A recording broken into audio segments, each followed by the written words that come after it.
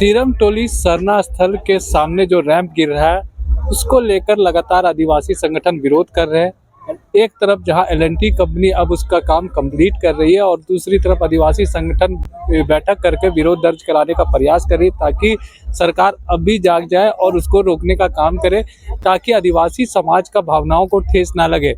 और इसी को लेकर आज एक बैठक का आयोजन किया गया। बैठक के बाद निर्णय लिया गया कि जिस दिन उस जो फ्लाईओवर का उद्घाटन होगा उस दिन वो लोग काला दिवस के रूप में मनाएंगे। मौके पर क्या कुछ कहा गया आइए आपको सुनाते हैं। के विषय पर कुछ नहीं होने वाला है और आज ही से हम लोग जो है घोषणा किए हैं कि 5 साल तक लगातार जन आंदोलन तेज करेंगे और जब तक जो है रैंप नहीं हटाया जाता है हम कभी घर में नहीं बैठेंगे, जनता के बीच जाएंगे और सबको बताएंगे कि ये सरकार आदिवासी विरोधी है, आदिवासी धर्म सरना के विरोधी है, इसको आदिवासी समाज से कोई मतलब नहीं है। क्योंकि आज जो बैठक हुई ये बहुत महत्वपूर्ण है कि पाढ़ा व्यवस्था के लोग आए हुए थे, आज पाहन पुरोहित के लोग आए हुए थे। मैं अपील करना चाहता हूँ कि मीडिया के माध्यम से जो संगठन सोए हुए हैं, जो हमारे विरोध पर काम कर रहे हैं, आइए मिलजुल करके झारखंड का निर्माण करेंगे। क्योंकि ये देख रहा है यहाँ की सरकार अरे कुछ नहीं करेगा, तो हम ये कहना चाहता है कि आदिवासी समाज कभी पीछे नहीं हटा है। आप जो है तिलका मांझी का इतिहास देख लीजिए, कभी हम लोग पीछे हटने का काम नहीं किया, हमेशा आगे बढ़ने का काम किया। या तो आत्महत्या कर लिया या तो सरकार को पलट दिया। मैं ही कहना चाहता हूँ कि निर्णायक लड़ाई है और अब किसी भी कीमत पर जब तक रैंप नहीं हटता है जन आंदोलन तेज करने का हम लोग काम करेंगे। तत्वाधान में जो आज बैठक रखी गई उसमें जो है हमारे एक तरह से समीक्षा हुई कि पिछले 3 साढ़े 3 महीने में हमारा आंदोलन की रूपरेखा क्या रही, कैसे लोगों ने अपनी ताकत रोकी कि रैंप ना बने, जिसका हमने विरोध जब से वो रैंप सामने दिखना शुरू हुआ तब से हमने इसका विरोध करना शुरू किया। मुख्यमंत्री से संवाद किया, मुख्यमंत्री ने हमसे समय भी मांगा कि हमें थोड़ा वक्त दीजिए सोचने के लिए कि इसका DPR कैसे चेंज हो, कैसे क्या। मतलब उन्होंने कभी भी बीच में कभी भी कोई ऐसा काम नहीं किया, बल्कि जो गलत तरीके के लोगों को वाया मीडिया बना के और माहौल को बिगाड़ने का ही काम हुआ।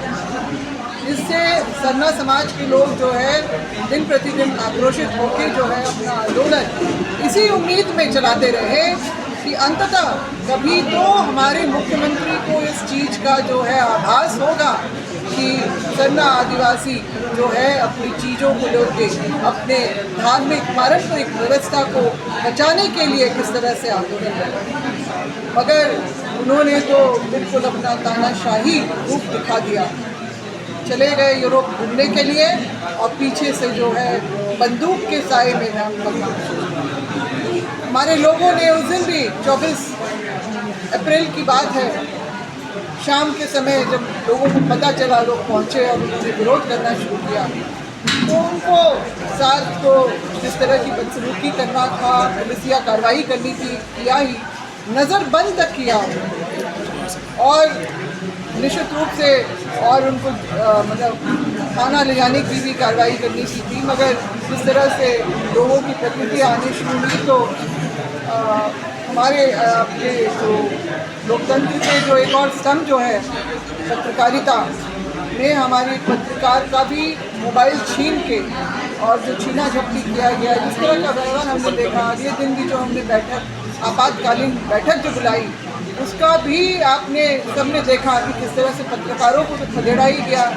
जो उस सरना स्थल में आके बैठक करना चाह रहे थे, इंडियन लॉ एंड ऑर्डर के द्वारा आके बोला गया कि आप लोगों को जहाँ कहीं भी बैठक करना है मगर आप सरना स्थल में बैठ के यहाँ पर बैठक नहीं कर सकते। इस तरह का तानाशाही रूप हमने इस राज्य में देखा है और बहुत जल्दी ही इस रैंप का उद्घाटन मुख्यमंत्री जी द्वारा किया जाना है।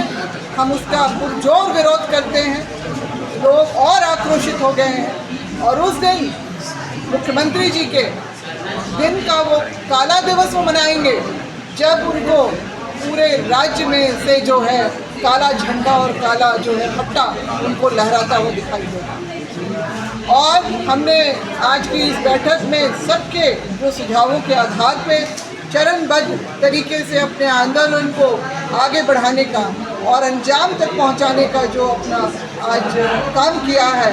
हम लोग समय समय पे आपको बताएंगे कि किस तरह से हम लोग जो है अपने आंदोलन को आगे बढ़ाएंगे। हम झुकेंगे नहीं, हम रुकेंगे भी नहीं। हम इस जो है इस तानाशाही सरकार को बताएंगे कि आप जो है इसी जनता के ही वोट से आप सरकार की गद्दी पे बैठे हैं और जनता की भावनाओं को कद्र करना सीखिए, नहीं तो अंजाम वही होगा जो रघुवर दास की उनकी सरकार के साथ हुआ।